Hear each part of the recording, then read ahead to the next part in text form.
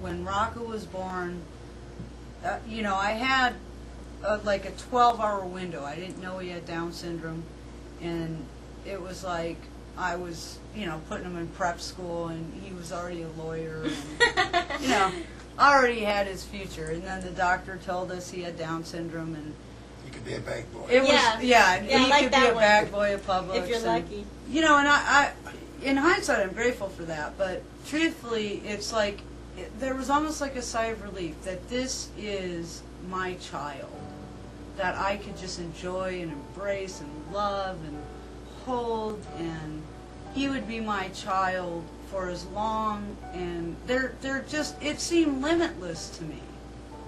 You know, of all the limits that everybody in the world put on Rocco, to me, Rocco represented a lack of limits. I didn't even know what Down syndrome was. I know I had heard about it, but I really didn't know it was a chromosome thing or anything, because I thought I had Down syndrome. But no, so it was. I mean, it was just our son, and we couldn't wait to get him home. I really didn't think too much about what it really meant. Come up to us all the time and feel I want to give us compassion about. We didn't want their compassion. We just wanted a congratulation.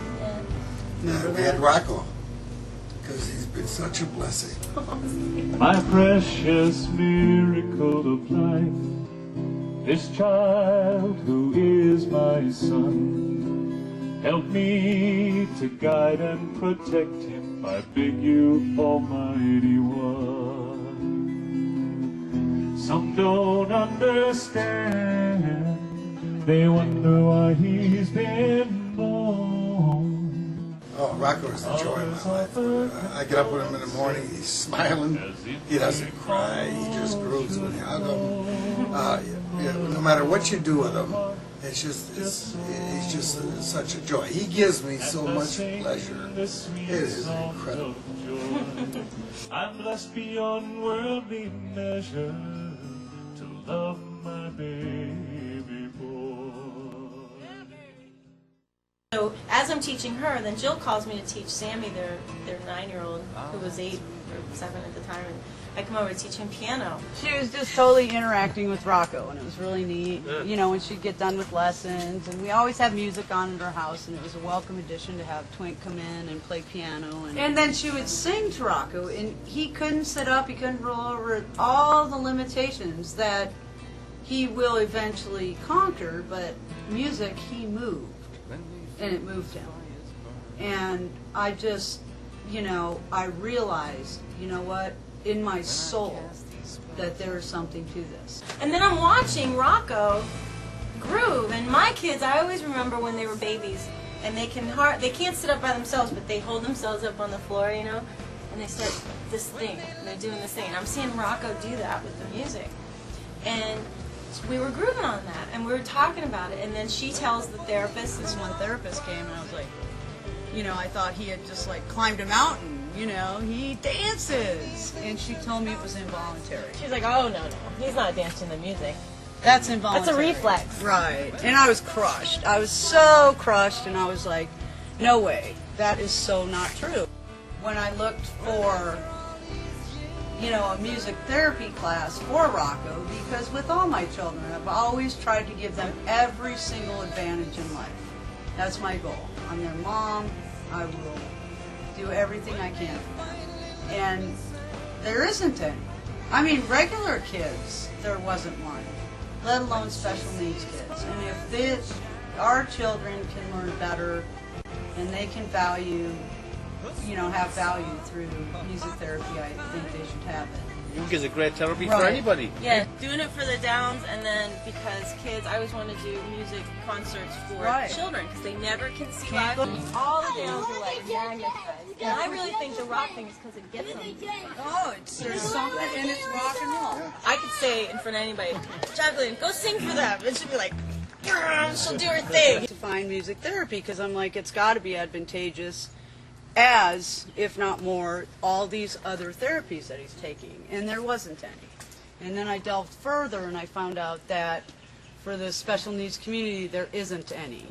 And I just thought that music was a no-brainer if it could help our kids learn and grow and develop and interact, and it's an automatic, and it's rock and roll music, and it's all about the way that they can grow and learn and progress with music. I've been really trying, baby, trying to hold back this feeling for so long. And if you feel like I feel, sugar, well, come on, oh, come on.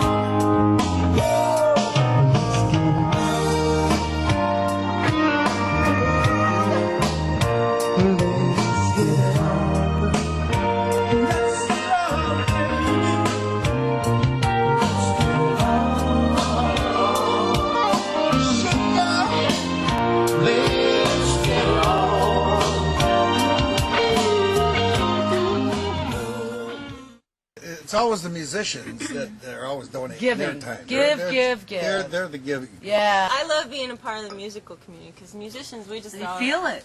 because we've always been struggling. And We're we so understand- needy. We're so needy ourselves. We're like, okay, So you guys relate. we get it. We're Yeah. totally, You totally relate. we're outcasts. We'll come do it. I have seen many friends get depressed and get, it's a struggle to be a musician, and they're very devoted. And this town is filled with brilliant musicians who are soulful and connected to their emotions and everything. And it is not an easy life.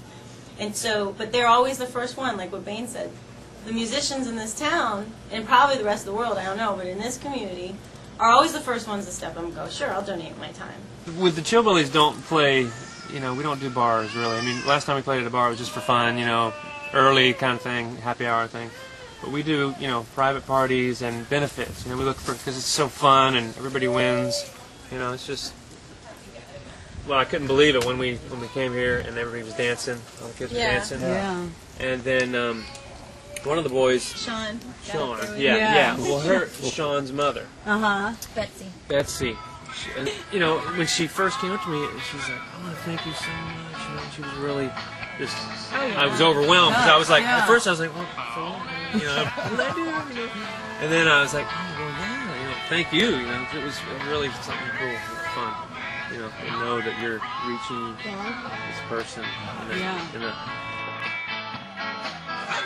That's that's what's more fulfilling than that. Just to know that you're helping someone out. That's right. People that just get it and feel it and know it, you know what, we can make a difference. Yeah. And we already have. We've raised money for music therapy this year. We got instruments for the 6 adult homes, and this year we want them to take lessons. Aww. And now that we spoke of the vision of the beginning, the vision for the future is that one day on that stage there will be a Cheap trick. special needs band. Yes. And they will perform. Yes. Because they've had the therapy, they've had the instruments, they've had the lessons, they've had the hope.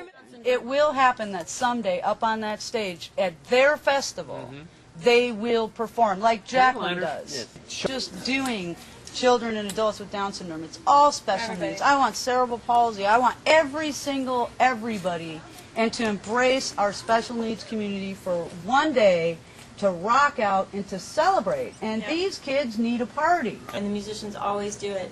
And what connects me to the Downs kids, and I know the special needs are all included, but the people in my life are the Downs kids, and I am so connected to these kids and watching them because that's how I feel. When I hear music, that's how I feel.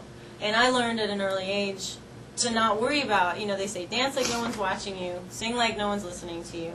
Don't worry about what other people are thinking, and those kids do not care. There should be no limiting beliefs or statements Ever. to new parents, especially if there's any fear in the new parents. It's like, look, That's the worst. don't even worry about it. They're just them. They're freely them. So they play, they sing, they dance. It's beautiful. I think they actually have something to teach the rest of us.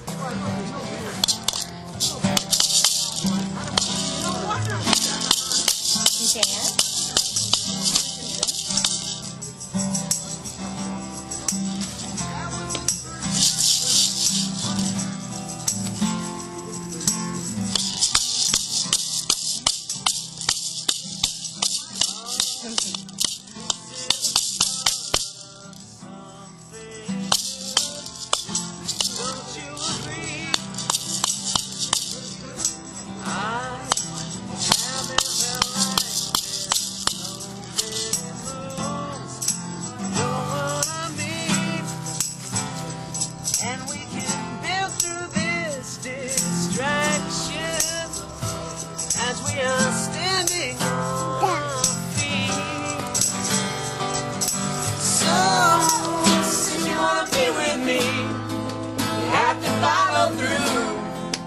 Every word you say, and all I really want is you to stick around, see you every day. You have to follow through. You have to follow through. Oh, the words you say to me, unlike anything that's ever been said. What you do to me, unlike anything that's ever been. Am I too obvious to preach it? You're so hypnotic on my heart. You wanna be with me, you have to follow through every word you say. Sing it now. And all I really want is you to stick around, see you every day, but you have to follow through. You have to follow through. You're gonna have to follow. Oh, this is the start of something good. Don't you